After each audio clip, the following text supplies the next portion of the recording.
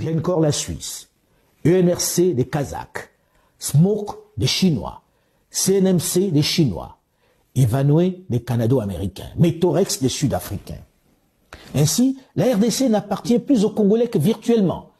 Dans leur propre pays, ils ne sont plus propriétaires de grand-chose. Tenez, voici dans ce camembert la répartition des richesses minières de la RDC. Comme vous le voyez, 70% de ces minerais stratégiques appartiennent directement aux firmes étrangères. C'est elles qui les exploitent et les vendent sur le marché international. C'est elles qui spéculent avec ces réserves sur les marchés financiers. Le Congo est désormais spectateur et n'a plus rien à dire. Ces entreprises, elles ont pris nos gisements, elles sont allées les donner en garantie à des banques étrangères et elles ont emprunté. Au lieu d'amener des capitaux qu'on nous avait promis, c'est des prêts qu'on nous a amenés à des taux qui dépassaient 10% alors que nous savons qu'ils les avaient à 2 ou 3%. Dont les entreprises à qui on a donné les concessions sont allées gager les mines du Congo auprès des banques. Et ont emprunté alors qu'elles devaient amener des capitaux.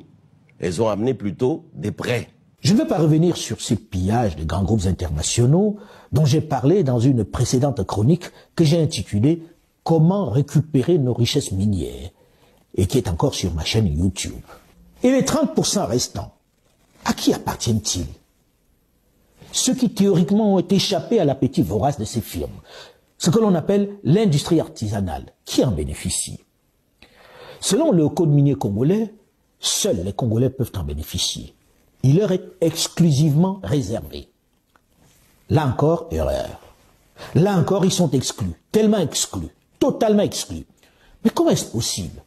Et là, on tombe des nues en découvrant l'ampleur des vols, du machiavélisme qui prévaut dans ce secteur, qui a priori ne devait profiter qu'aux nationaux.